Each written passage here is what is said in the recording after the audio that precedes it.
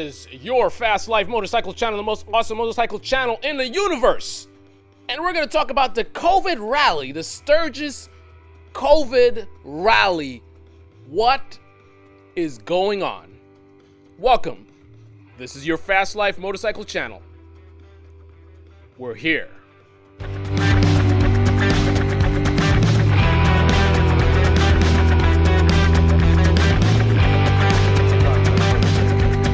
Bring you to the United States, the state of South Dakota, and what is likely the biggest pandemic-era gathering to date in the U.S.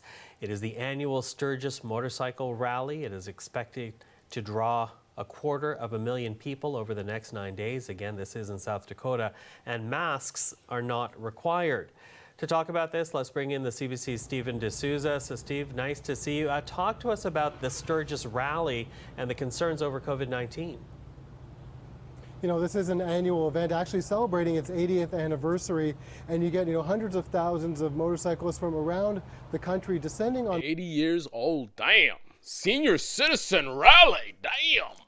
South Dakota, and that really is where the concern lies, because if you look at South Dakota throughout this pandemic, it actually hasn't been as hard hit as many places in the U.S. And in fact, the region, the county where they're holding the rally. So that's a perfect reason to introduce the virus. There's not enough virus here, so let's have a massive rally so we can have a new outbreak, right? We want everybody, equal opportunity, COVID-19, yeah.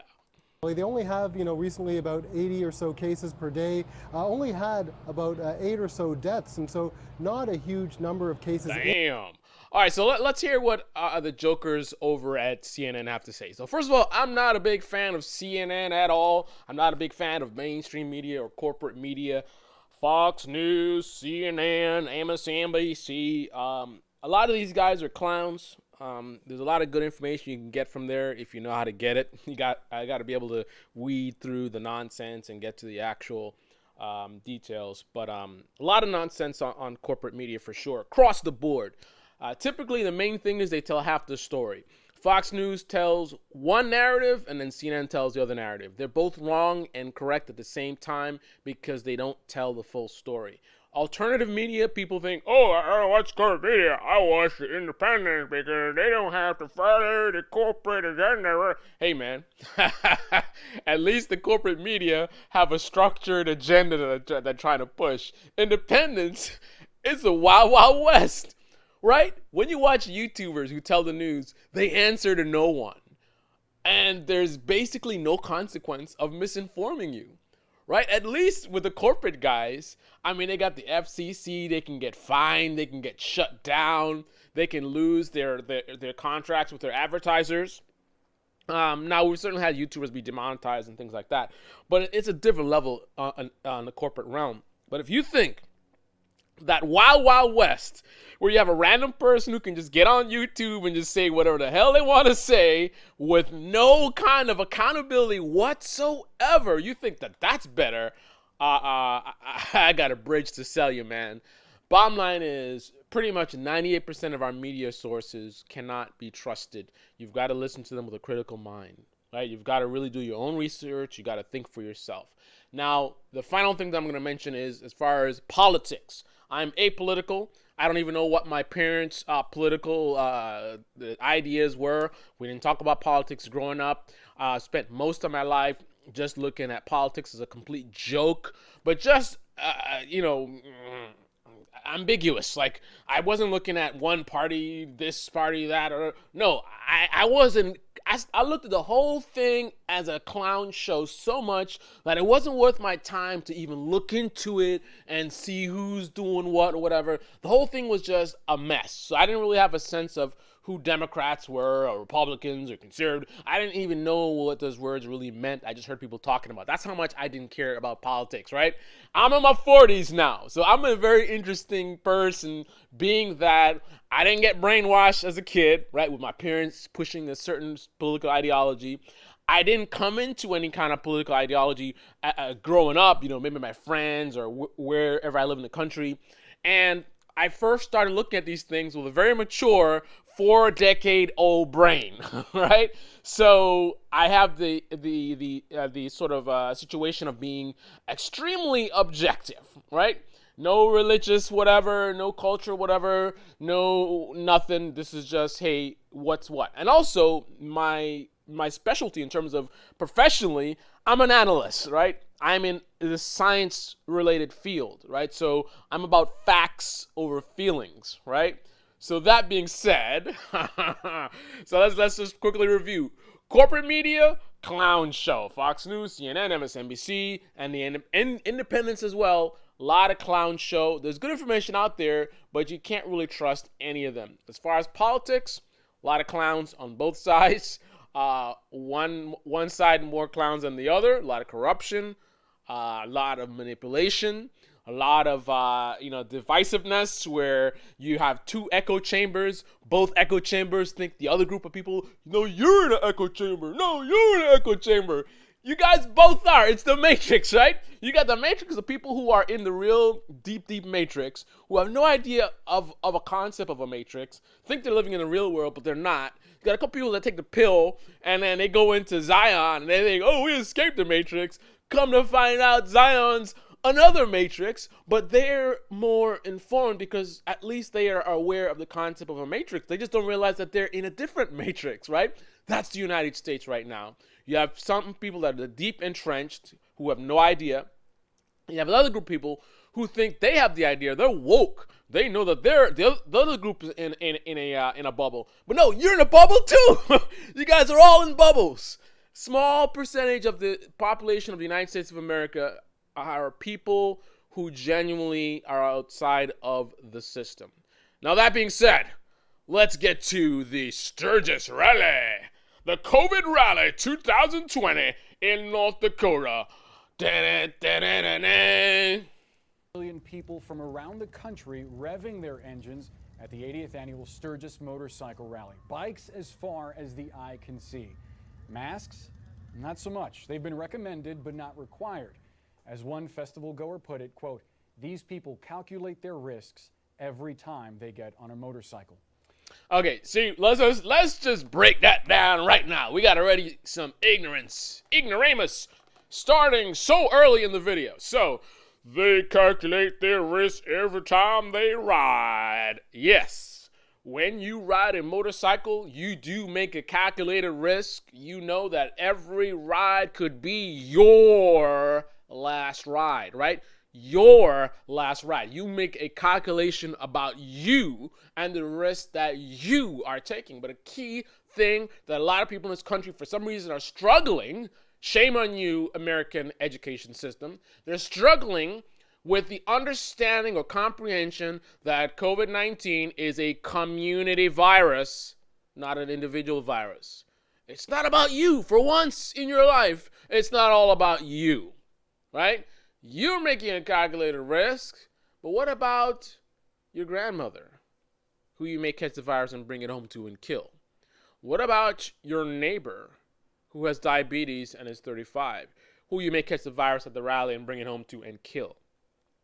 And even if they don't kill you, I had a friend, he was on the channel some years ago, if you guys remember.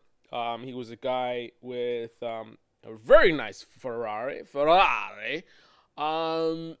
He was in the hospital on a ventilator for 30 days, right? What about that? What about my friend who was on a ventilator for 30 days? You making a calculation about his life as well? What gives you the right to make calculations about other people's lives, right? If you're gonna go to the rally and come home and self-quarantine, then fine, right? I mean, there's still other issues there, but that argument could be made there. Like, okay, I made the risk for myself. I'm going there, and then I'm going to come home and self-quarantine. So even if I get it, it's only me at risk, right? I mean, there's other issues, like, for example, if you're coming home to a family, are you going to really, really quarantine from them? But still, if you're just going to go to this rally and do whatever, and then just go back to whatever community you came from and just, act normal all willy-nilly, like you didn't just go to a super spreader event, then you're not making a calculation for you. You're making a calculation for the community, and that's disgusting.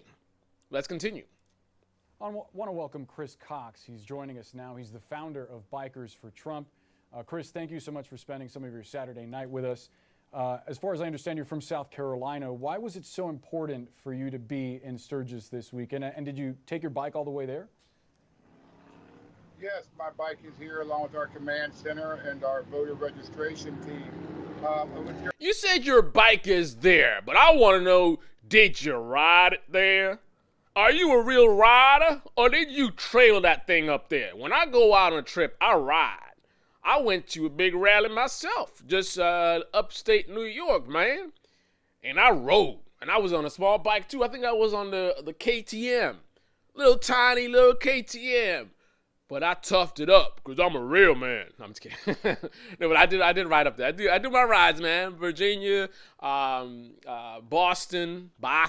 I mean, I ride. I don't trailer. I ride. Did you ride? I don't think he rode, because he's like, did you take your bike all the way there? He's like, well, my bike is here. He didn't ask you if your bike was there. He asked you if you took your bike all the way there, man. Why you dodging?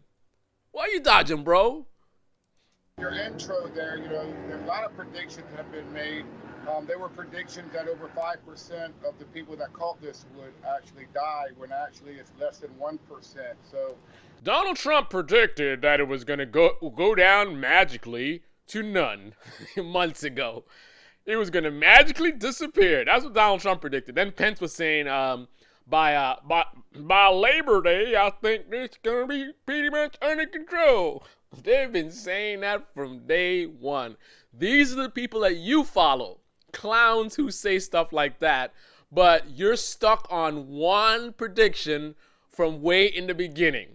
Right? One prediction, supposedly. I'm about to look it up right now if it's actually true. You're stuck on that. That's the whole thing. They said 5%. They said 5%. They said 5%. They said 5%. Like a robot.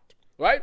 But all the bogus predictions that Trump and his administration have made, you're just going to pretend it's going to magically go away. Like, let's not talk about that, right?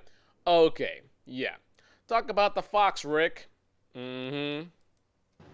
We have to mitigate these predictions and put them in perspective. And a lot of us believe this might be a pandemic opposed to a pandemic. And I, for one, am one of them. But that being said, we do have several hundred masks outside my command center where we're doing voter registration. That's another manipulation trick that these clowns like to use. It's a little sneaky thing. So you're going to hold an event that you know is reckless.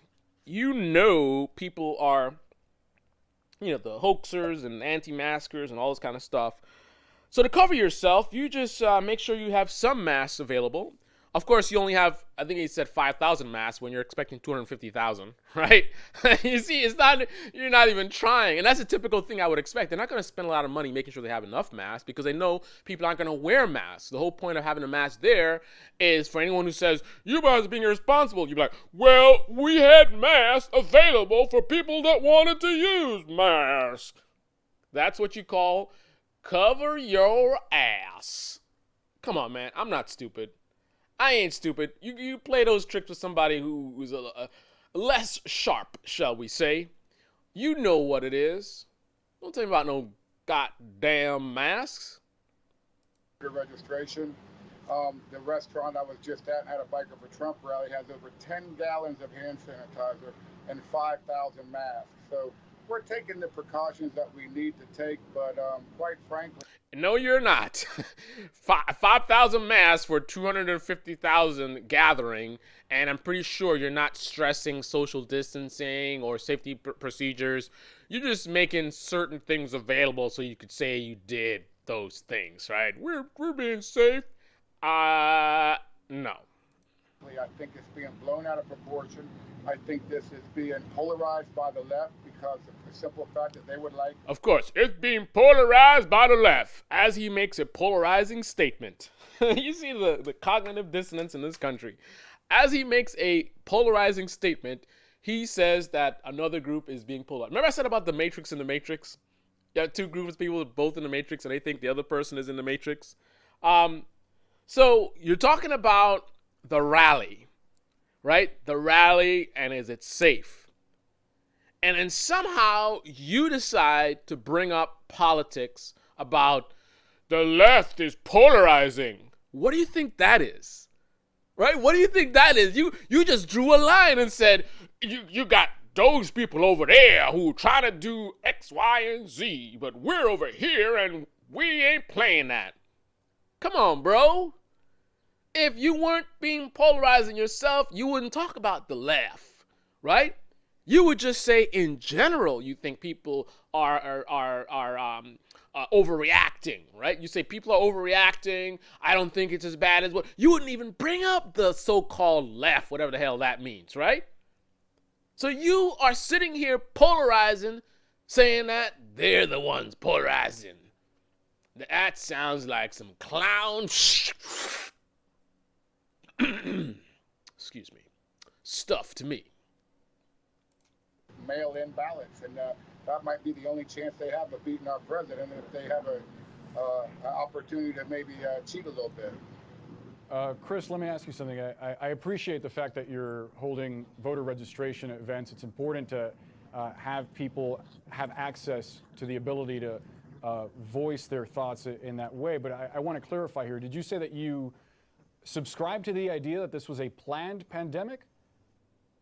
Stop spending hours every day looking at charts and graphs, having no idea where to invest. Stop sending hours each day, blah, blah, blah, blah, blah, blah, blah. Come on, man. What are you talking about? What are you trying to sell, man? You know, one thing I find interesting is that the average commercial that you see on YouTube, I feel like is some kind of it's just some kind of hustle. Maybe it's just me. So the fact that it would seem so. The fact that they predicted over 5% of the population that got the virus would die, when in fact it's less than 1%. But hold on, wait. I'm not talking about the projections. I'm asking you if you believe that this pandemic, coronavirus, COVID-19, was planned. First of all, I'm looking up this 5% number. I don't remember anything about 5%. The number that I remember hearing initially was 3, maybe 2%, 1%, something like that. Now, one thing that certain clowns like to do that try to manipulate you is they will gravitate to whatever the most negative narrative they can find. So if all it takes is one person putting up a blog and saying, scientists said that 10% of people would die, and they're like, man, this is outrageous. And then they spread it around to their friends. It's all over Facebook. And then months later, when that's been long debunked that it was a fake post, they would still be talking about that thing, right? And they'll ignore everything else. All over the news, they could have said 3%. All over newspapers, whatever. All over, they could be saying a different thing. But 5% supports your narrative, right? Because if you're against, you believe it's a hoax or whatever. So that's locked in your brain, and you will never let that number go, right? Maybe and this is how disingenuous people are. So maybe a study comes out and says 5% of people who get it are gonna die, right? And the very next day, they make a retraction and say, oh, that was actually an error that was made due to blah, blah, blah, right? These people will ignore that, right? They said 5% one day, the very next day they retract it. These people will ignore the retraction and for months say, oh, well, they said 5%. That's how the lack of integrity of people that are pushing their agendas. And again, I'm on no side, right? The only side I'm on is the side of truth. So I see clowns everywhere. It's not just, one political party or whatever. Clowns are everywhere. And you got a lot of people who, they're not necessarily clowns. They just lack critical thinking, which, it's fine for me to make fun. I mean, it just so happens that that's something that I'm particularly good at. It's something that is from a professional level, is very relevant to how I make my money. But there's things that I'm very weak in, and I would stumble around just like other people are with this. But this is my thing. Critical thinking is my thing. I've made a lot of money from it, so I think I know what I'm talking about. I'm looking online. I don't really see this 5% number, so I really think my theory might be correct in terms of they saw somewhere online somewhere, and it pushed their narrative, so they've attached to it. The other thing I saw is I see this article says something about crude mortality rate to have a case fatality rate of less than 5%. So that's another thing that they would do definitely. So that could very well be what he's talking about. So they say it has a case fatality rate of less than 5%, and his brain just hears 5%, which would be catastrophic. And he's like, 5%, and they go around and he repeats it to somebody else, and then they repeat it. And all these people repeating it don't realize that the original source of information actually didn't say 5%. It said less than, right? Less than 5% means 4%, 3%, 2%, 1%, 0.0000003%. Those are all less than 5%, right? But that's how disingenuous certain people are trying to push their agendas. Let's continue.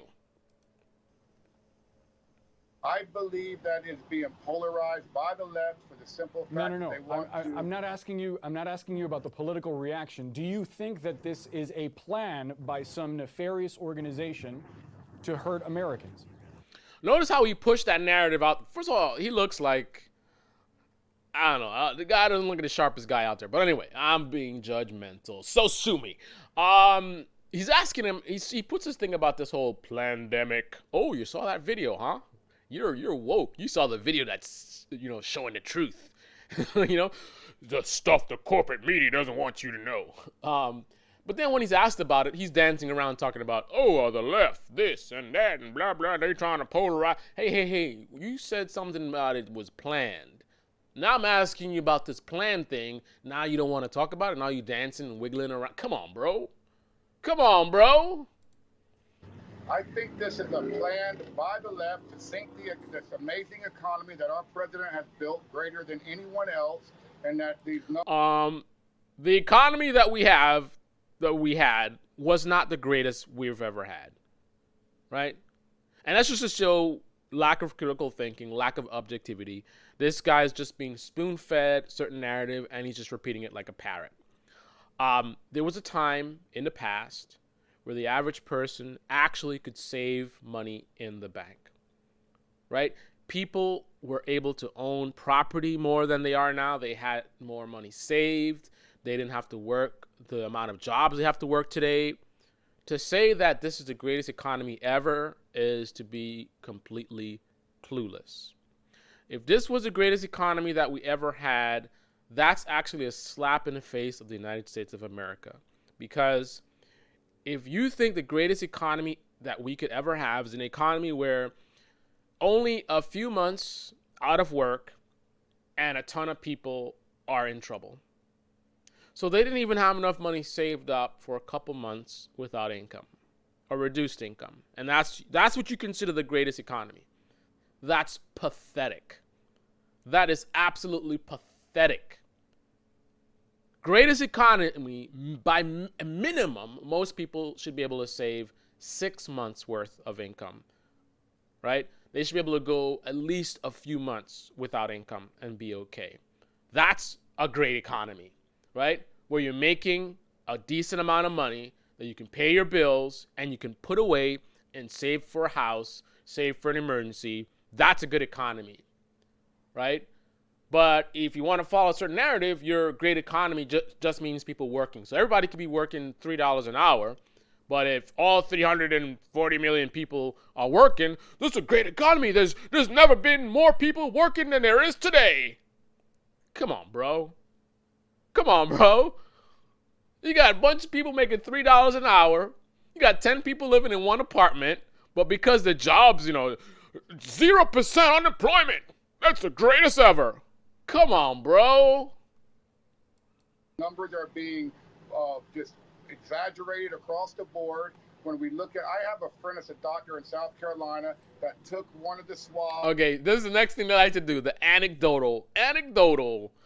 I have a friend who went to the doctor and took a COVID test, and they told him he had the COVID, and he went to another doctor. The doctor took the test and said he didn't have the COVID. So you can't even trust these COVID tests because my one friend had an experience, and I'm pretty sure that this is indicative of what's going on across the board, man. Anecdotal. Come on, bro. Put it in an envelope and sent it in. It came back that he was positive. I think that people are dying from heart attacks and strokes, and on their death certificates it's saying that they died of COVID. I think that the COVID is being, if you have a cough or you sneezing or a runny nose, they're saying that you had COVID. But do they really have it? You know, this is What is the basis for all this? I think that aliens visit me every night, and they teach me different techniques about how to ride my motorcycle safely. And then sometimes I take that information and I make videos about it. That's what I think. Tell me more about what you think. Isn't it convenient that this is happening on the eve of an election? And it is convenient that a virus which started from a foreign country thousands of miles away just so happened to cross the globe right before an election. So clearly, the Democrats are in league with the Chinese, all trying to rig the election. They've created a fake global pandemic just in time before the election. That's what it is. That makes perfect sense. And that all of these protests around, and so where you guys aren't happy with the bikers that are coming together. Oh, yeah, of course. I should have seen this coming. Let's talk about the protests. You have all these people protesting, and nobody cares about that. But we come to just ride our bikes for peace, and all of a sudden it's a problem. Well, let me shut down the nonsense. let me really break down the reality. Number one, there were complaints and concerns about protesting in the middle of a pandemic. There was lots of stuff talked about that was an issue. I personally had my concerns, but I was on the fence because I look at the science, and science told me that it was 50-50. It might be all right or it might be a problem because the virus don't like outdoors. The virus don't like wind. The virus don't like sun, as the president has shared with us. It don't like the heat. It doesn't like the wind. It doesn't like the outdoors, right? And then with them wearing masks, I said, this could go either way. Might be all right or might be a problem. Now, in general, I thought it was highly irresponsible if they were planning to do it with a very strict concentration on being safe and social distancing, then I'd be like, okay, this is some very serious stuff, racism and injustice and whatever. And if you're going to go out there, you're going to wear your mask, you're going to social distance. I'm like, okay, do your thing. Definitely make sure you social distance. Isolate yourself from other people who aren't protesting, right? But the fact that they were going to go out there and not really social distance, they were only going to wear masks, but they weren't going to specifically make sure they keep their distances and make that be a focus. Like keep telling, hey, guys, separate. That's where it's very irresponsible. But again, science told us that they might be okay, right? So I said, all right, let me look and see what's up. So they do their protesting, and then I did my analysis. I looked at the data. What do you know? No spikes. The largest protests in Minneapolis, New York City, Boston. These places had massive protests. We don't see any major spikes. Now, some would say, oh, that's because those are blue states and they're manipulating the data. They don't want you to know what's really happening. Okay, but if you go with that narrative, then you have to go with a narrative that suggests that the Republicans are also trying to make the president look bad, right? Because we do see spikes in the Republican states, right? And we've also seen Republicans trying to hide the data. Now, this is not me just making stuff up or I think, or like this guy says he believes. He's saying all kind of stuff without any basis. We've seen it.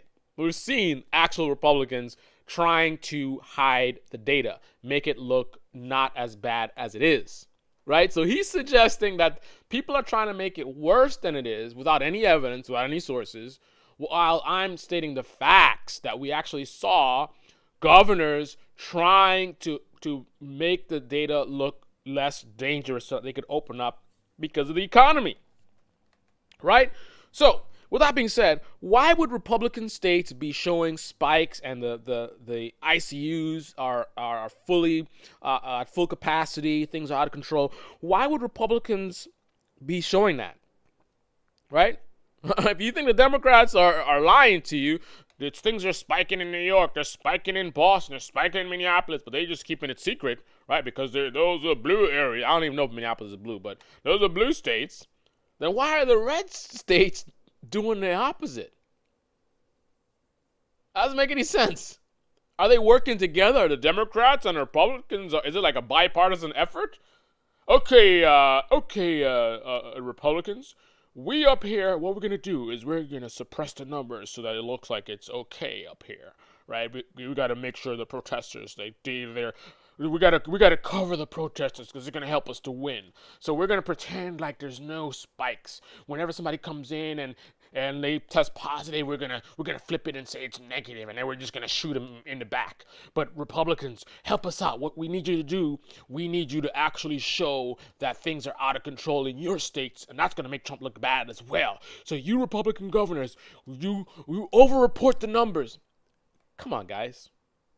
Come on, guys. And it all makes sense, because when you think about it, you have a bunch of people who are following a person who is promoting a doctor who believes in alien sex. I kid you not. A woman who believes in alien sex being the reason for certain illnesses among women, right? You're in that circle. So if you're trusting a doctor that believes in alien sex, then of course you would also believe the ridiculous narrative that I just presented, that the Democrats and Republicans are working together to make Donald Trump look bad. What? I mean, C. Kim is in the house! No, lies. The Arizona spike is fake. Money, it's all about money. Too many false positives. Oh, man. C. Kim is in the house. Working collar, the blue collar, and this working class community, the veterans, and the rest of them are coming here, but yet we don't hear any pushback when these big demonstrations from Black Lives Matter and other organizations like Antifa are marching through the streets. If we look in Portland, was there any concern, or with your network voicing their concerns about the... CNN did voice their concern, but because I am fully objective, and like I said, corporate media, they're clowns. Clowns. CNN, Fox, MSNBC, all of them, and also the independent YouTubers, clowns. One of the big problems with the independent YouTubers, if they're not being intentionally disingenuous, the problem with them is technology. Now, you got to think about yourself. When you're watching a YouTuber who's telling you the news, how do they know the news to tell you in the first place, right? You got to think about that. Where are they getting the news from? They're getting the news from technology, right? And what do you know? That's what I specialize in. I know about the technology, right? So what happens is you have these platforms that use artificial intelligence to essentially create an echo chamber, which is highly profitable. So if you believe that coronavirus is a hoax, and you have friends that believe that as well, they send you posts about, alien sex doctor stuff saying, hydrochloroquine is a cure. And you're like, yeah, man. And the media doesn't want us to show it. And you comment on it. And you guys maybe some other people go and they argue with you about it. And then you share it with your friends because you're like, yeah, man, I want people to know the truth, right? These apps, they see that. They're like, you like this, huh? I'm going to give you more. It's like a drug dealer. They're like, you like that? I'm going to give you more. So anytime stuff that supports that narrative is posted online, they're going to make sure it pushes through on your timeline. So you think about these YouTubers who are reporting on the news, but then they're getting the news from these apps, and the apps are basically digital echo chambers. So if you believe in the hoax, they're going to keep pushing you stuff that supports that narrative. If you believe it's real or whatever it is that you believe, they're going to keep pushing you stuff like that. So the problem is the independents who are reporting the news, they're not actually doing investigative journalism. They're not doing their own research. They're not out there proactively looking at stuff. They are basically looking at these feeds, and these feeds are telling them what the hot topics are, and then they're editorializing it for you guys and saying, you know what happened today, blah, blah, blah, blah, blah. So they end up being skewed. They're skewed based on the technology pushing them only one side of the narrative. So, for example, basically what's happening in this country, there's a couple things going on, right? You have violence that's out of control, that's been happening for a while. And you also have a lot of peaceful protesting that are pushing for equality, right? Both things are true, but no one's telling you that. No one's telling you both things, right? Fox News only tells you about the violence, right? Because that supports their narrative. Those evil Democrats, right? Radical left. The Antifa's coming to kill you. You better close your door, hide your wife, hide your kids. Antifa's coming, right? That's their narrative they want to push. So what happens is, again, the violence is legit. In Portland, for example, it's after midnight is when these guys come out. They're trying to burn down the courthouse. They're out of control. It's chaos, and it needs to be shut down, right? That's true, right? So in that way, Fox News and whoever's pushing that narrative, they're telling the truth, but they're actually lying to you as well because it's a half-truth, right? The devil's in the details. So what CNN and MSNBC are doing is they're telling you the daytime stuff. Daytime stuff, people are having a forum. They're peaceful. They're just in the street. Now, I'm not saying, and again, people who want to believe a narrative, all they need is an inch, they take a mile. So it's not literally all day peaceful all the time. There's some things happening in the daytime. It's just usually violence happens at night. But I'm not saying literally it's violence at 12 and then in the daytime it's all peaceful. There have been some incidents that have happened in the day as well, but overwhelmingly in the daytime, it's peaceful, right? People are sitting down, they get up on the mic and they're sharing their experiences and they're talking about what they want to have changed and just holding up their signs and stuff like that.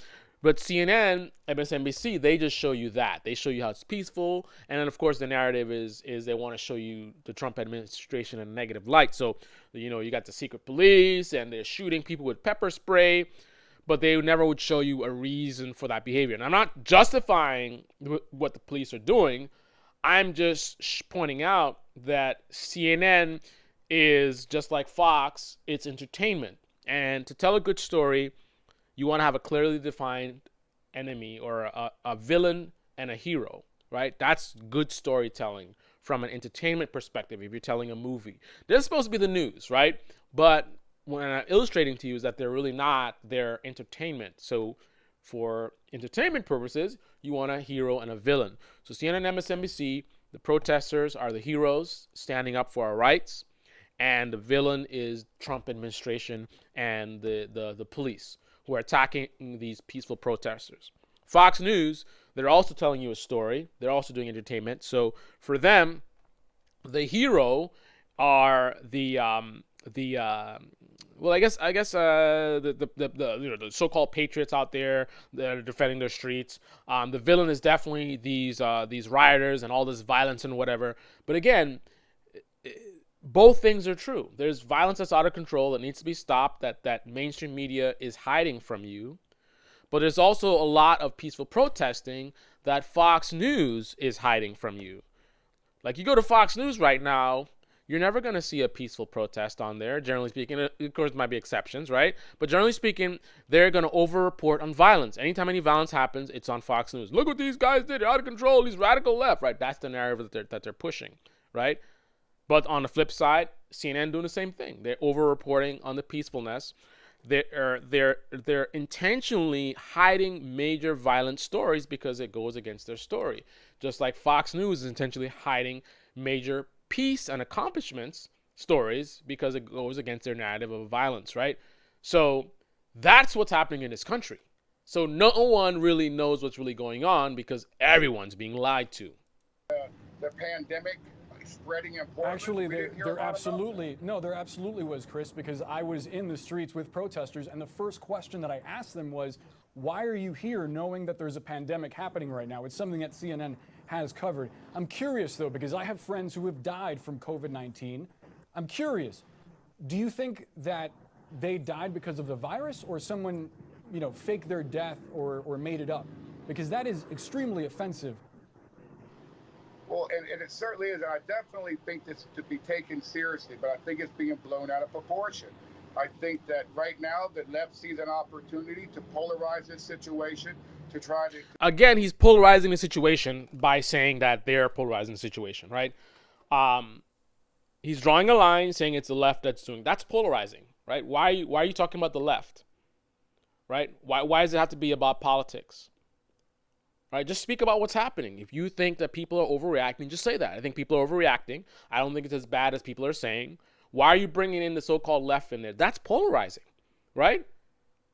If I'm listening to you and I believe what you're saying, I'm feeling like, oh, those goddamn left people, right? That's what I'm thinking. That's polarizing. You're getting me all like, oh man, those left, like what's wrong with those? That's literally polarizing. That's how clueless this guy is, right? Wow. To get the American where they can mail in their ballots instead of exercising their right to vote at the precinct.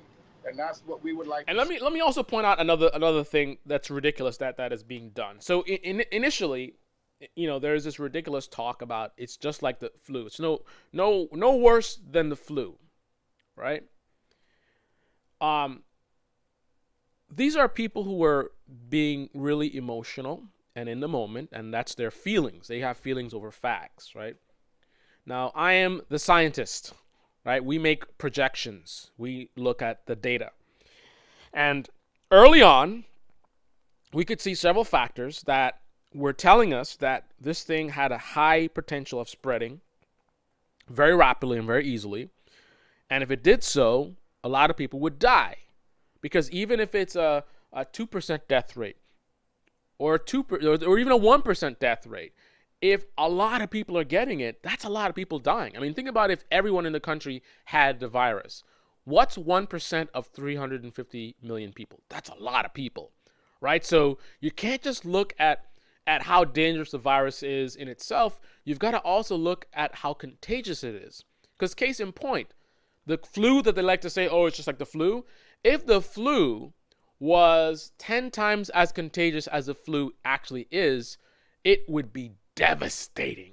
The flu itself would be devastating, and you would see similar types of things happening in terms of lockdowns and whatever potentially happening if the same flu, like not making it any more dangerous to you. It's just the fact that it's more contagious. Because here's the thing. There's a small percentage of people that are going to die from it, right? And the more people that have it, that number increases. So eventually, you end up having a ton of people dying, right? It's a numbers game. So we did the projection, and we looked at it, and we said, if we don't if we don't get control of this thing could be, a lot of people could die from this, right? But you got another group of people that are not looking scientifically, not looking at the data, not making the projections and seeing, okay, we're here now. If we keep on this path, where are we going to end up? No, they're looking at the moment. And in the moment, it was only like 20,000 people dead or something like that. And they were like, more people die from flu every year. Mind you, you're talking about how many people die from the flu in an entire year, right? We're a couple months into a pandemic, which people are saying looks way more contagious than the flu, and you're comparing 30,000 dead in 2 months to 30,000 dead in 12 months. And it, like, the logic doesn't even connect that. Wait a minute. This is people are dying at a massively higher rate than the flu. Because look, we're already close to flu numbers in just a couple months, and flu season is not just a couple months, right? But again, they don't see that because they see what they want to see, and all they're saying is flu is 30,000, this is 30,000, it's the same thing, right? And then here's what happens. Because of the fact, again, projections, and it's a virus, right? The more people that get it, the more people they can spread it to. So then the numbers get crazy. So now we're 150,000 dead. So now you got to move the goalpost. So now it's, well, the numbers are fake. You see how that works? In the beginning, you accept the numbers, but you say the numbers are close to flu, so it's just like the flu, right? Then when the things that people were warning you about actually happens and the numbers go crazy, then it's like, oh, well, the numbers, you can't trust the number. You can't win. You can't win with these people. No matter what happens, they're going to move the goalposts. They're going to flip it around because, this is their security blanket. This is their feelings. It's like, no, I believe what I want to believe and I don't want to hear it. And their fingers on the air. Like, that's what's going on. Right? It's insane. See, the way that we've done it. Go ahead. I want to understand your perspective, Chris. I do. And I'm really curious. So you're saying that Democrats planned to release this virus into the United States to beat President Trump in November? No, I'm not saying that. What I'm saying is that they see this as an opportunity. Okay. And they're So what I trying to asked you seize this before, opportunity to polarize the nation, to exaggerate what's happening right now, to take some of these cases of people that have died from different ailments, that their death certificates are saying that they died of COVID when in fact they died of a heart attack. So this is he starts off with something that could be legit, and then he runs off with some insanity. So clearly we know how politics works. Clearly the Democrats want to win. Clearly this pandemic situation helps the objective. But then he starts again talking about this polarizing. They're trying to polarize. Who is more polarizing than Donald Trump? When this virus started, he called it a Democrat hoax. He called a global pandemic a Democrat hoax. What could be more polarizing than that? Throughout the entire situation, he's been the one saying it's the left and Democrats and the numbers are fake and blah, blah, blah, blah. If it's polarizing, Trump is the polarizing commander-in-chief. Right? I mean, he doesn't have to go with that narrative. I mean, if the Democrats are saying it's the Republicans, it's Trump, whatever, they're trying to, point fingers, Trump can choose to be a strong leader, right? He can choose to be a strong leader and lead by example, right? Let them point out Republican this, Republican that, and let him lead the country. Not even stoop to that level. So he's not talking about, the left, the radical left, no, that's weak. Strength would be, I'm not even going to play your game. You know what I'm going to do? I'm going to show you how it's done. We're going to defeat this virus. I'm going to recover this economy. I'm going to get the jobs back. And guess what? November 2020, I'm going to get a second term. That's strength. That's leadership. But weakness is let's get down in the mud and let's go polarize and let's talk about the radical left. The radical left, they're trying to turn this into socialists and Antifa's coming. Close your window. They're coming for you. The Antifa, I'm telling you, they're coming for you. Come on, man. Really? somehow Man up! Stop being a baby. Somehow every coroner in every county in the United States is conspiring together to fill out death certificates falsely. Is that what you're suggesting? No, well, I think that we got to do some political math here. Isn't it? Do you understand how a death... Sekim says, what do you say? Flu kills thousands every year. And I already addressed this point.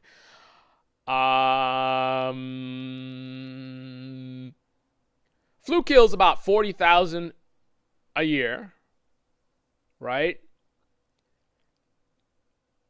And that's with a vaccine. And that's with easy quarantine. Because when you have the flu, guess what? You start coughing and sneezing.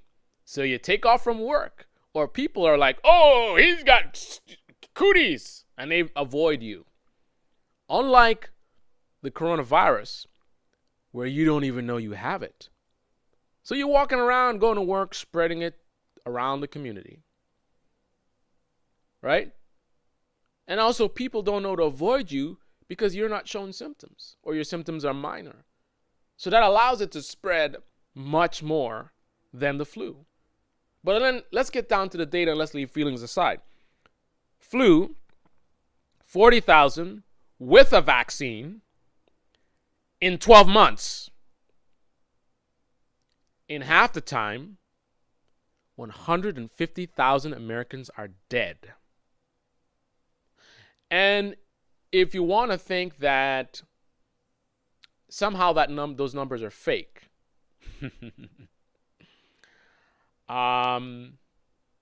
even if they are fake, it's still a lot of people dead because it can't all be fake. So let's take away 50,000 of the 150,000. That's 100,000 dead in 6 months versus 40,000 dead in 12. And the year isn't over yet. So at this rate, by the end of the year, we could be looking at 300,000 people dead. Are we still comparing it to 40,000 dead with the flu? Is that really what we're doing here? Because that's what we feel, and we're going to ignore the empirical data and what it states. And again, I even accounted for some of that numbers being fake, right? I don't trust the Democrats. I don't trust the Republicans. I don't trust corporate media. I'm the skeptic. I don't trust anybody. I do my own research, and I got no feelings about anything. I just deal with the facts and the truth of the matter, right? I don't have any political agenda. I'm disloyal to hell. I mean, when I say disloyal, I mean I'm not like affiliated with any group. Like the group mentality and like I'm on some team and I'm gonna defend it. No, I'm not defending nobody. Right? I'm telling you like it is. Comparing 40,000 dead with a vaccine in 12 months to 150,000 dead in half the time. And we don't have a vaccine. It's a new thing. We're still learning about it. I'm 44 years old, and I didn't even know that people can die from the flu before maybe 4 or 5 years ago. That is how this is so not the flu. That I could live that long and never even know that people actually die from the flu because the numbers are so small. I've never heard of anyone dying from the flu. I've never known of anyone going to the hospital for the flu, but yet it's been happening. It's just such a small percentage, right? But within the first 3 months of coronavirus, one of my friends who was on the channel was on a ventilator for over a month.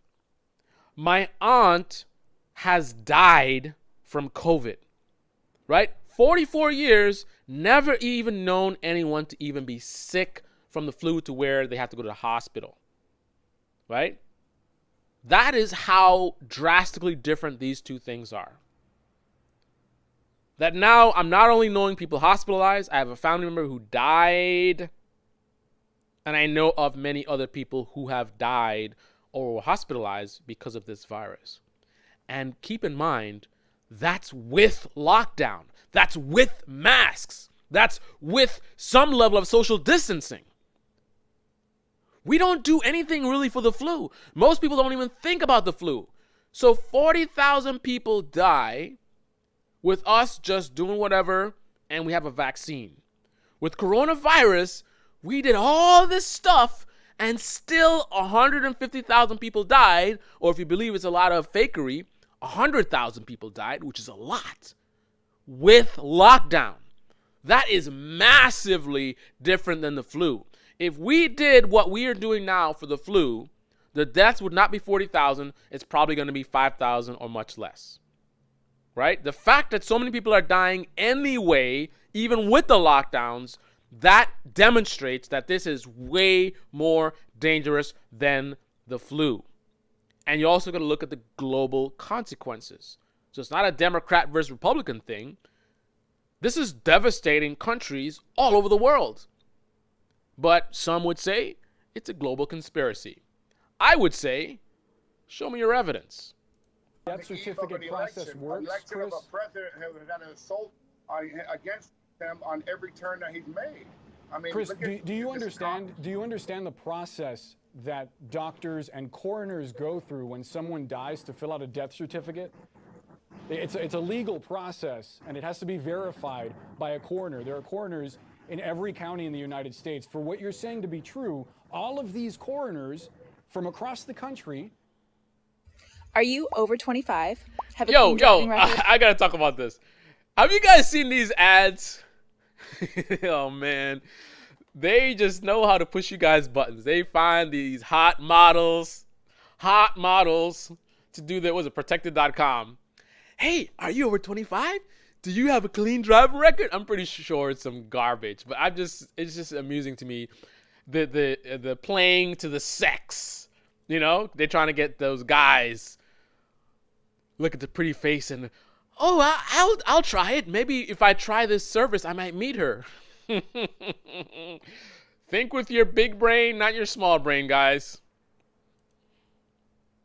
Sitting in a room conspiring to falsify death certificates. Okay, so that's actually a very good point that he's bringing up. So if you want to believe that this is a conspiracy where they are inflating the numbers, and I'm not saying that they are or they aren't, in order for any kind of effort like that to be significant enough to represent a good amount of the numbers that are dead. So 150,000 are dead supposedly right now, right? In order for those numbers to get that high and have some kind of a trickery be a major factor in how they got that high, that requires massive levels of coordination. Now, consider how badly the government does things in terms of things that they're openly trying to coordinate, right? Sometimes. And now imagine them trying to coordinate something like this in secret and ending up being effective enough to have these kinds of numbers. Because you got to think about where are these numbers coming from, right? You have hospitals all over the country, different cities, small towns, big towns, right? In order to have a significant impact on the numbers, this requires massive levels of coordination, the kind of level of coordination that by now we would probably have some evidence of. Somebody would have slipped up by now, right? Somebody would have slipped up by now. We'd have some evidence at all other than just pure speculation and anecdotal stories. Everybody's got an anecdotal story. Hey, I know this guy, and he had a swab, and he put it in water, and they sent it in, and they said he had coronavirus. Right? How many of the 150,000 are fake?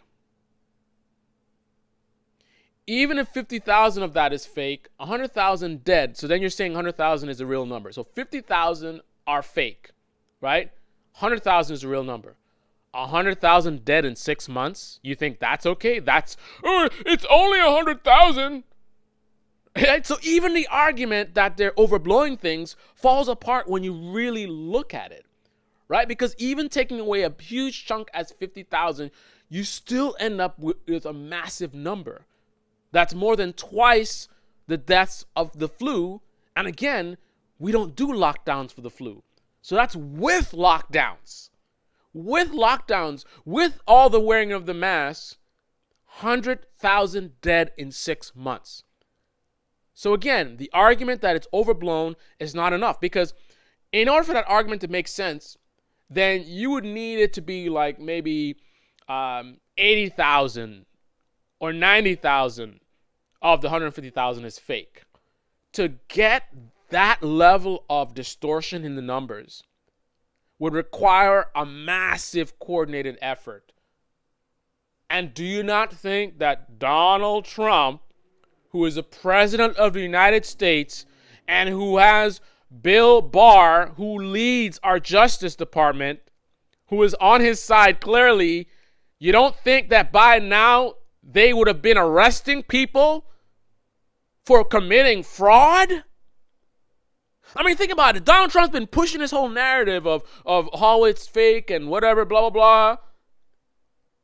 And he has Barr, who runs the FBI and all of these agencies, you really think that doctors and hospitals are so clever that they could pull off this massive conspiracy right under the nose of our entire Justice Department, even as a bunch of people are saying that it's happening? It's not even that no one's even talking about it. It's not on the radar. FBI doesn't catch everything. They're out there saying it. They're saying that the numbers are fake. The numbers are fake. The numbers are fake. But yet the Justice Department somehow isn't out there going out and arresting doctors and shutting down whoever that's doing this conspiracy. So you have what people are presenting to be one of the most massive conspiracies that have ever happened in this country, but yet a Justice Department that's run by an individual who is on the side of that narrative is unable to make any arrests. So either the president and his Justice Department are inept because they know these things are happening. They have the resources to track it down and shut it down, but they choose not to, or they're lying. You choose which one you think is the reality. Is that really what you're saying? I'm saying that it's being reported by doctors Vincent is in the house. What's up? on both sides that this is not as bad as it's being reported to be. I'm suggesting that a lot of people are dying from different things, and their death certificates are coming out to say they died of COVID. I told you I have firsthand experience of someone. Let me just make something very clear, because this is a trick that. And what I'm saying right now, I'm not saying about coronavirus or this video or what people are saying. This is an in general thing. This is a tactic that is used in general a lot of times in terms of manipulation. So, again, you find one thing that supports your narrative, and then you latch onto it, and you just keep repeating it over and over again, no matter what. It's like a security blanket. Listen to what this guy just said. Certificates are coming out to say they died of COVID. I told you I have firsthand experience of someone sending in a test are coming out to say they died of COVID. I told you I have firsthand experience of someone sending in a test swab. So here's the reality, and here's how that tactic can be utilized. Like they talk about voter fraud, right? So, actually, let me not even use that, because again, I'm not talking about the politics or what this thing that's happening. This is, in general, a manipulation tactic. So, if I want to push a narrative at my company that we need to hire security guards or whatever, right? We gotta have security guards. I'm gonna keep pointing to one incident where someone snuck in and they were able to take some secret information and take it out of the office or something like that. I'm gonna keep pointing to that one incident, right? So the company's been in business for 10 years, and one time someone comes in and does that, and now all of a sudden I'm gonna push for we gotta hire security guards. And I'm going to keep saying, what about that time? There was that time when that guy, right? So with the cases, here's the reality. With any disease, the concept of false positives is a thing. People take pregnancy tests, and it says that they're pregnant, and they're not. Right? Is it a conspiracy? It's a conspiracy. They're trying to, they want people to think that more people are getting pregnant than actually are. So sometimes what they do is they people go in to get tested and they say, hey, you have a baby. And then it comes to find out there's no baby. Tests are not perfect. And for people that want to manipulate you with a certain narrative, they're just going to simply point out facts that sometimes the results are wrong, right? Because out of context, it's like, see? Context matters. If you're going to talk about false positives, you've got to quantify it. Because you're not giving new information by saying that sometimes people will test positive and they don't have the virus. It is known that with the rush to create testing, there's been a lot of sloppy work done, and many of these tests are actually not good. And that goes both ways, where it'll say you don't have the virus and you have the virus, or it'll say you have the virus and you don't have the virus. That's a known thing, right? And again, tests are not perfect. People test positive for a lot of things for a long time, right? Erroneously. And you have another test and it's like, no, this test result was actually wrong. So to simply point out that, hey, I have a friend that took the test and it said he was positive, that's not new information. That's always the case. There's people who wear condoms and still get pregnant. There's people who take pregnancy tests. I don't know why I keep talking about pregnancy. I got to talk about something else other than pregnancy. That's kind of, I don't know, that's a little scarier. But anyway, but the bottom line is false positives, it's a thing. So unless you're going to add to that some details that says that there's a massive false positive rate, you got to put some numbers behind it, right? If you say that 20% of the test results that show positive, it turns out that they're actually not positive. Now you have something to talk about. That's something that matters. But simply saying that there's false positives, of course there's false positives, right? Of course. You think the test is perfect? What test is perfect? And again, just the idea that they even think that that's a talking point. The idea that someone would even say that and thinking they're making a point shows how clueless they are or how disingenuous they are. Right? You're pointing out the fact that the sky is blue or water is wet. Some of the test results might not be accurate. And then the idea that some person might be out there and might over-report, right? Maybe they have a political agenda and someone dies and they go whatever. I'm sure that might happen, right? There's people all over the world who have different beliefs and ideas, and I mean, we've had doctors that have raped people. So why wouldn't we have some doctors that do some shady stuff, right? It's not like that's the thing. It's like they're saying stuff like as if, they're woke and they're telling me stuff that I didn't even know. Like, man, I never thought about there might be a crooked doctor. I thought doctors were gods. And then whatever they said was the gospel. No, I know doctors, there are shady doctors out there. I know that they're the concept of false positives. That's not new news. So unless you have any information that says that this is happening in a significant amount of percentage, then it's irrelevant to point it out. And you're just basically taking advantage of people's lack of critical thinking, who are just going to attach to them and be like, oh, wow, that's amazing. I can't believe that's happening. You got to tell me some percentage numbers, man. You can't just say there's false positives. That's obvious. And hey, without even touching it with the rubber glove and it coming back that they were tested positive. Chris, I have friends that have been in line to get the COVID test because it took so long they left, and then because they left, it was reported that they were told they had COVID when in fact they didn't.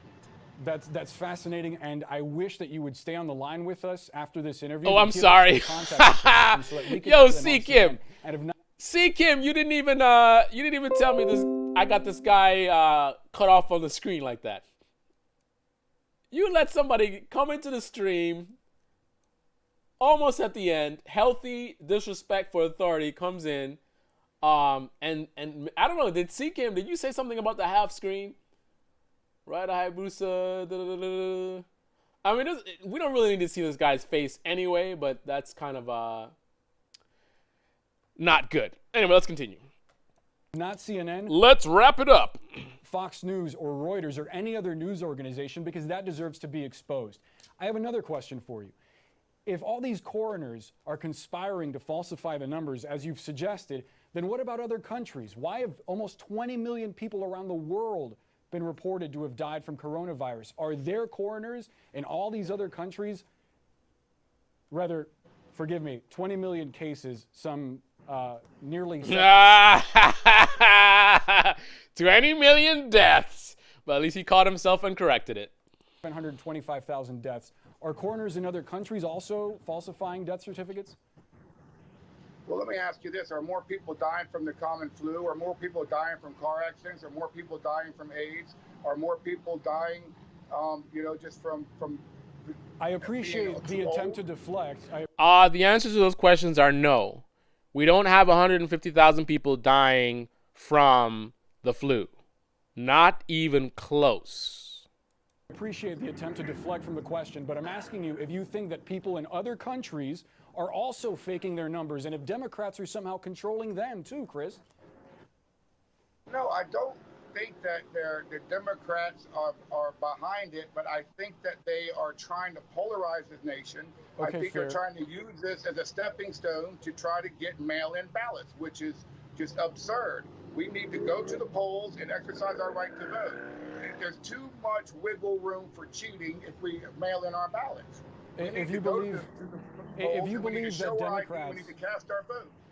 if you believe that Democrats are playing politics with this, that's one thing. But if you believe that there's actually a conspiracy to fake deaths, that's an entire, or to fake the cause of death, that's an entire other subject. But I want to go back to the question that I asked you, because you mentioned that a lot of your organization believes that this is a planned pandemic. And I want to ask you again, just to clarify the point. Do you believe that some nefarious organization actually planned to put this in the United States to affect the outcome of the election? Was this by design, Chris? Well, that remains to be seen. I'm not a conspiracy theorist. I need to see hard evidence before I am able to ascertain an answer for that. But I do believe this is being polarized by... The guy who keeps polarizing it keeps talking about polarizing. Okay, C. Kim, I'm going to address your question. You said the projections being so far off. So, in reality, the projections were underrated. We've passed the numbers that they were originally projecting, and that's because of many things. Like, look at the Sturgis Rally, right? Who could have predicted that in the middle of a pandemic, thousands of bikers would show up? 200,000 they said going to be there, not wearing masks. Like, how do you predict that, right? How do we predict how responsible people are going to be? That's an unknown factor. But again, initially they were talking about like 70,000 dead or whatever. We've passed those numbers, right? And also, it's an organic thing, right? Things are constantly changing. There's different events that are happening. And again, human behavior, that's the wrench, right? Humans can choose to do whatever they want. It's not like we're a bunch of robots, right? And you could just be like, okay, the ratio of this is blah, blah, blah. Human behavior is really hard to predict. And a major factor in how many people die and how much this virus spreads is based on human behavior. So of course the numbers are going to change. And also science in general, that's how science works. As we get more data, we reevaluate, reassess, and we modify the models, and we make more accurate, hopefully, predictions, right? It's not a perfect thing, especially when, again, you're dealing with something organic like this, but that explains that. Now, you also say, why panic people more than they are now? So that's something I wanted to talk about as well. This idea of fear mongering and all this kind of stuff. I am 100% quarantining and social distancing. I have not been inside of any place except for when I go for food, and I wear masks when I do that. That being said, I don't really think about COVID-19. I have enough information and knowledge now at this point. In the beginning, it was new. We didn't really know stuff, but now I'm empowered with enough information that I know what I need to do to keep safe. So I don't think about it. So the idea of fear mongering is pushing people to wear seatbelts. Fear mongering is having car insurance. Fear mongering, having health insurance. Fear mongering, right? I mean, there's things that we do all the time that are responsible behavior. We're going to talk about diet and exercise. Watch what you eat. Don't speed. Right? This lane is for turning. That lane is for going straight. right? We do a lot of things. Even the cars, like they're requiring, I think, rear view cameras are required now, I think. They made that a law. Seat belts. Cars have to meet all these safety standards, right? And we have all these rules to follow when we're on the road for safety. But do we think about that? Do we? It's fear mongering. You should just be free and drive your car however you want to be. Don't worry about seat belts and bumpers and crash testing. It's fear mongering. Why is it that every other thing that we do to be safe and to sort of be responsible is just being responsible, but anything that has to do with the virus in terms of being safe is considered fear mongering and panicking? Again, I don't live my life in fear, right? I go outside with confidence. I go through my days with confidence. I'm not sitting here worried, oh no, one day I'm going to get the corona and I hope I don't think about that, man. As a matter of fact, I think it's very unlikely that I'll get it, but that's because of my behavior. I'm doing certain measures to keep myself safe. That's all there is to it. Just like when I go in a car and I wear a seatbelt, I'm not wearing it because, oh, I might crash. No, that's the reasonable thing to do. You're in a car. On the off chance you have an accident, I want to have my seatbelt on so I don't fly out, right? I'm going indoors somewhere. Might be somebody with the virus. I might get it from them. I simply wear my mask. I simply keep my distance. Not because I'm afraid or because I'm panicking, right? Unless you think wearing a seatbelt is panicking, then why on earth do you think being responsible about the virus is panicking and fear-mongering? Now, I'm not saying that there aren't people that are paranoid and who are panicking, but that's individuals, right? That's their choice. There's people who are going to panic about everything all the time. In fact, there are people who are afraid to drive, right? There's literally people who are afraid to drive. They do have fear of driving to the point where they can't do it, right? But people wearing masks and social distancing has nothing to do with panicking and fear-mongering, right? It makes no sense. The left, and it's going to be blown out of proportion, and I think that the time will show that it's not as bad as they're saying it. As far as the blown out of proportion, I would say to some degree it is. I mean, especially corporate media, that's what they do. Anything they talk about, they're going to amp it up, right? Because they're in the business of selling advertisement. So if a car crashes, 30 miles per hour and hits the side of a store, they're going to present it in the most dramatic fashion ever. I can't think of words right now, but they're not going to simply say a car crashed into a building. Like they're gonna amp it up. That's what they do. So I'm pretty sure that some of the reporting is a little bit overdone. Now, it doesn't take away from the fact that this is a very serious threat and we are in the middle of a pandemic, which is a major crisis. But on top of that, the media may report it a little bit overdone. But let me give you an example. If somebody dropped an atomic bomb on California, right? I'm pretty sure the media would find a way, and that's a kind of an insane thing to say, but they would find a way to amp that up even more. For example, let's just say that it was clearly something that was done by the Japanese in retaliation for history or whatever, right? I could see the media pushing it to where this could be the beginning of the next world war or just some kind of narrative, like or try to imply that maybe the Japanese are coordinating with the Russians or something like that. I could see them, amping it up. But here's my point.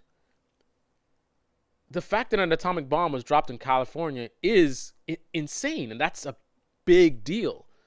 The fact that they have taken something that is a big deal and try to juice it up even more doesn't take away from the fact that it's a big deal. So it's the same thing with the coronavirus and the pandemic. It is a big deal. It is a major crisis. It is something that we need to be very, very take very seriously. So the fact that the media might be doing what they always do, it's not like they're uniquely doing this for the virus. That's what they always do, right? That's their, and I'm not agreeing with it. That they should not do that. They should just tell the news. But I'm just pointing out the facts. They always do this, right? So why is it only for this that we want to focus on, oh, the media is hyping it up and fear-mongering? You mean like they always do? Let's not get distracted from the reality of how serious things are and focus just on the fact that the media are a bunch of clowns. It is. After November 3rd, I have a feeling this is going to disappear. To me, it's ironic. It comes on the eve of an election where a president who has built an economy better than any president before him, that we have. Again, spreading lies. This is not the greatest economy ever. Not by a long shot. And it's so tone deaf for you to say that this is the greatest economy ever, where only 2 months of not working and many people are in crisis. People don't even have enough money. They don't even make enough money to save for a few months. And that's what you consider the greatest economy. An economy where people are living check to check. Simply because there's certain numbers that support your narrative. Oh, unemployment is very low. But they're making $3 an hour, but they're working. Right. Have jobs that have come wait, out Chris, across the board from African Americans, Hispanics, Asians, and so forth and so on. That there are more women in leadership positions in this administration than ever before. It just seems to me like this is just another jab. And why do I think this? Let me give you the reality of this great economy. So, as many of you know, I make a lot of money, right? I make a lot of money because of the profession that I have. It pays well, and I have a lot of experience. I have 2 decades of experience, right? So those factors combined gives me a very, very big paycheck. But I'm going to utilize my situation to illustrate how the economy wasn't so great, even before this pandemic. Someone like me making the kind of money that I'm making, top 5%. But if my career fell apart for some reason, like you've seen industries die, right? Times change. If my career fell apart, with all my experience and all the skills that I have, I would end up making $15 an hour or less working at Best Buy or something like that. That's the great economy. A great economy would never have a situation like that where someone with my level of skills, I am a slave to my career. You should be able to, if you have the ability to do as well as I have in my industry, I should be able to, I'm not saying I'm going to make the same amount of money, but I should be able to make good money in other fields as well. So for example, let's go to the Best Buy situation. I should be able to go to Best Buy and translate my experience and my knowledge to being like a manager at Best Buy and make good money. Not the kind of money I was making before, but let's say I make, I don't know, I'm just throwing numbers out there, maybe 60 grand a year or something like that. That would be a strong economy, right? A strong economy is not where you've got certain pools where you can do really well, and then an overwhelming majority, you're just like hovering on that poverty line, right? No matter how talented you are, whatever it is, you can barely pay your rent. You can be a hard worker. All that kind of stuff doesn't matter. That's not a strong economy, in my opinion. And that's certainly not the strongest economy we've ever had. We've had better economies where people owned more things. Now we're in debt, right? People are in debt. They're putting everything on the credit cards. Strong economy would see a decline in credit card usage. Why are you paying more money for things, right? You're paying all that interest. Why would you be doing that? Strong economy, credit cards would be dying because people would be paying cash, right? I'm not a conspiracy theorist. Let's go Right, back and but think what you're about the saying is collusion. unscientific, and you're suggesting that somehow an organization decided that they were going to kill all these people to affect an election. You're suggesting that by saying that it's a coincidence that it's happening in 2020. It's not a coincidence. For years, medical experts, people that know way more than I do about science and medicine, have been predicting that something like this is going to happen. But you somehow believe that this is all done to target the president. If my man was wearing this, I would be all over him. Don't buy this soap. I looked into it because I kept seeing all these ads. You can look at the look at the review. That's funny. They're saying they're showing reviews here. Look at the actual reviews, like on Amazon or whatever. From what I'm hearing, it's overpriced. It doesn't really last very long. It may smell good, some of it, but some of it actually apparently doesn't smell good. But this is interesting that they advertise so much, and then when you look at it, you're like, not so much. They said that 5% of the population that got this Again, he's stuck on this 5% number, which I've not been able to find. This pandemic would die, and in fact, it's less than 1%. Yeah, Chris, and the president himself also predicted that this was going to go away by April when it got warmer. So, predictions. I'd rather take the word of scientists and people who.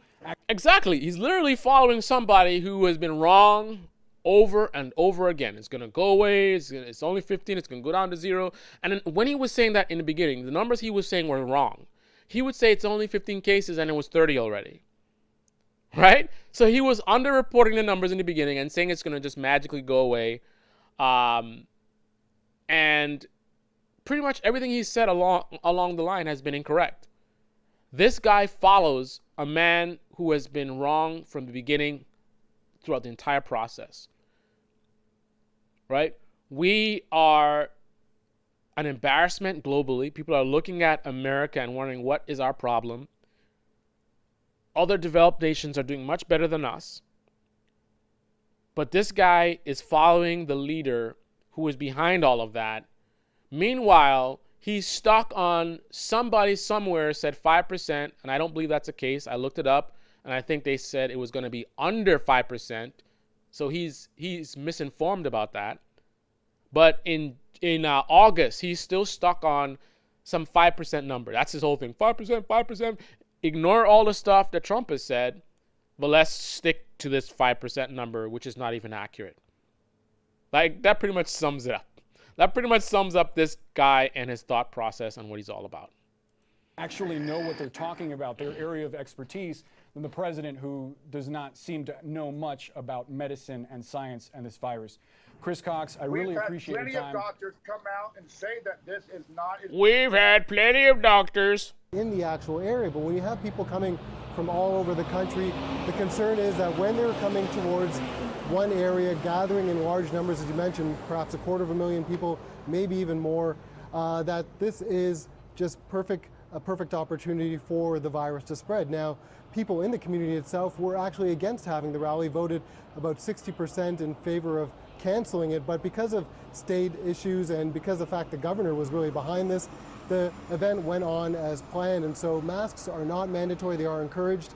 The city has canceled some events, scaled back some others. I'm pretty sure they're not encouraging mask use. But for the most part, the event is going on as planned, and we see from some of the shots there that a lot of people are gathering in Sturgis this weekend. Now, you've talked to the operator of a large Sturgis rally venue. Talk to us about what you heard from him.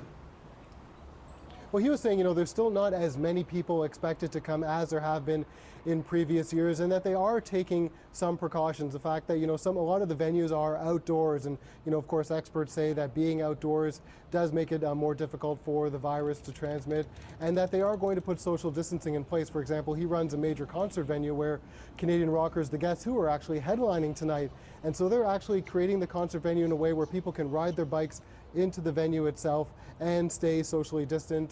They don't have any closed air restaurant facilities. All the food is takeout. But he also talked about just the nature of people who are attending this, how people who ride motorcycles are traditionally more freedom-loving people, in his words, and that they have a sense that they don't feel that they should be constrained by the rules that so many places have put to stop the spread of the pandemic. Take a listen to what he told me earlier. these freedom-loving people hopefully follow the speed limit on the way there, because otherwise they will get tickets, right? Freedom has its limitations, right? I mean, like, there's laws about wearing helmets, right? I mean, this idea that freedom is just like do whatever you want to do. There's no rules, no laws. No. You know, they come out here and I walk outside and people will stop me all the time saying, oh God, thank you so much for giving us a place to go. It is so great to get away from this town or that town that they live in because of. I will say one thing. I think us bikers have a unique situation in terms of the thing that we love so much, in terms of relevance to the virus. Because, for example, you can go riding with your buddies, so you're doing something social, you're doing something you enjoy, and the virus not really being a factor. Now, when you get into this parking lot pimping stuff, if you're more of a social rider, now that's where problems can come into play. But that's on you. You don't have to do that. You can actually go for a ride and have great time. You know, nice twisty road. You can spend hours with your buddies, and you can stop someplace that's outdoors, right? You can grab a bite to eat. You guys are socially distanced. You're outdoors. The risks are minimal. But this is a type of activity, unlike many others, where you can actually be social and still be safe. Because again, riding on a bike, no one's gonna. I mean, we're wearing helmets, right? You know what I mean? Like riding on a bike, no one's really gonna catch a virus. Riding a motorcycle. Now, again, the problem is what happens after you get off your bike and what you're doing with other people. But the bottom line is, in reality, even though the Sturgis Rally is probably has a high potential, not too high, I don't think, because again, it's an outdoor thing. But there is a good potential that there may be some spikes that are caused by this event because of the lack of the mask wearing. I think the fact that a lot of it is outdoors, that makes it the kind of situation that you can actually potentially be okay with. Again, the big deal is what they do when they get off their bikes. I saw in the video there's some bars and stuff like that. So if they're going into bars and they're getting real close and that kind of stuff, then obviously that's very bad. And it's a lot of people there. So you could pack a bar. I mean, talk about, just like overcrowding in bars and stuff like that. Like that would be bad news. But the bottom line is, if these riders so choose to be responsible and not just think about themselves, but also think about the community, not only in the place that they're going to, but the communities that they're going back to. If they choose to think about others, then they can do this rally and not really have it be a big deal, if they so choose to. Because again, riding is fine and eating outdoors is fine. If everything is outdoors and you keep your distance, I think it's very easy for them to do this and get away with it in terms of not having a spike. Unfortunately, however, we have a lot of people who, critical thinking is not that good. And I'm expecting there's going to be a good amount of people that aren't going to, follow those guidelines. And since it's so many people, even if a small percentage of people are irresponsible, that could result in a significant spike. So my prediction is, I don't think anything crazy is going to happen. It's not going to be like we're going to see another big wave because of the rally potential. But again, that's because of the outdoor nature of it. But if you really pay attention to the data, you probably will see some significant spikes, unlike the protesting where they're wearing masks, which have been shown to be very, very effective. Now, the protesters also need to be social distancing. I don't feel that they are, and that's irresponsible. But the fact that most of them are wearing masks is huge. They're in an environment which is the best environment to be in, other than being home away from people, and they're wearing masks. That puts them in a very low risk scenario.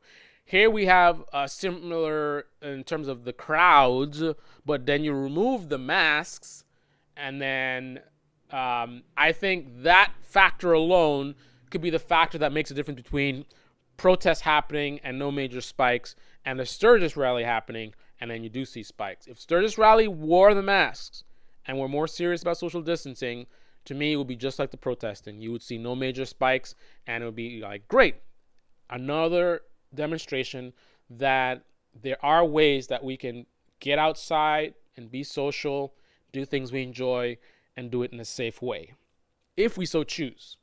Of the restrictions on their freedoms that's been imposed by, some local government. And so they come here and we don't... Again, restriction on freedom argument is ridiculous. We have to wear seatbelts. We have to follow the speed limit. This is a turning lane, right? We have to have car insurance, right? It's really disingenuous to focus only on rules that are designed to mitigate the risks of this virus and talk about that's messing with your freedoms, while you have no issue with all these other so-called freedoms that are also being encroached on a daily basis, right? What if I don't want to wear a seatbelt? It's annoying. I get in a car and you got to push it across. And I don't want to be bothered, and it's my life, right? But if I don't wear a seatbelt, I get a ticket. But these people aren't out there fighting against seatbelts, right? Seatbelts, a thing where it's only affecting you, right? That's a more legitimate argument. Why is the government is telling me about where I should wear a seatbelt? It's my life. If I want to take the risk of not wearing a seatbelt, I should be able to. This is America. That's a better argument than talking about I should be able to not social distance and risk the health of others. Think about that. Don't have that. I mean, they come here. We've celebrated freedom here forever, and that's really what this place is all about. A number of people saying that they're not going to wear masks. This is just the way they feel about the pandemic, and so it'll be interesting to see just what happens. Usually we see a spike in cases perhaps in 2 weeks, but as the governor of South Dakota pointed out, and she is a Republican, she said they held an event with the president at Mount Rushmore, and they didn't see a spike after that. So definitely a case where people will be watching closely just what happens in Sturgis this weekend. This is Your Fast Life Motorcycle, the most awesome motorcycle channel in the world. And this has been a live stream talking about the Sturgis Rally. Are they a bunch of clowns? Well, I'm on the fence with that one. There's definitely a little bit of clownness going on. But like I stated, the rally is something that can be done safely if they so choose. My only problem is I don't think they're going to make that choice. Right? Because you have a bunch of people that think they're invincible and freedom, blah, blah, blah. Like, they're all in their feelings. Right? And this is not a feeling-friendly virus. So, unfortunately, I think this is definitely not a wise idea, similar to the protesters who are out there in these crowds. But I make a distinction between protesters wearing masks, so trying to be smart about it, versus these guys who are just, thinking they're invincible and only thinking about themselves. Because remember, they're coming from all over the country, and they could potentially catch the virus because they're not doing anything to not catch the virus. And then they're going to ride back home and bring it back home and kill their neighbors, kill their grandmothers, kill their friends, right? That's the part I have a problem with. If they wanted to go do this and then come home and be quarantined for 2 weeks, as they should be, that's the patriotic thing to do for America, then so be it, right? Go to the event, social distance, wear your masks, and then when you come home, isolate yourself from the community for 2 weeks out of respect for your fellow Americans and neighbors. This is your Fast Life Motorcycle channel, the most awesome motorcycle channel in the world. Yay, yay! I'm out.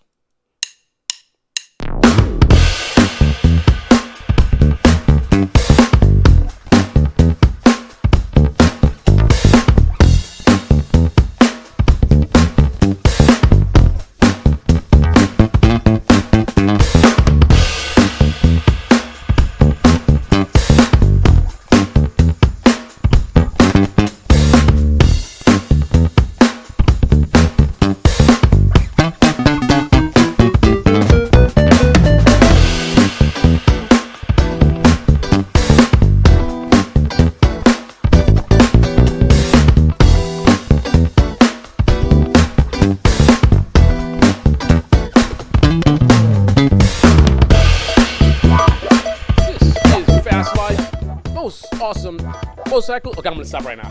I'm out, guys. I'm out. I'm not gonna rap. Peace.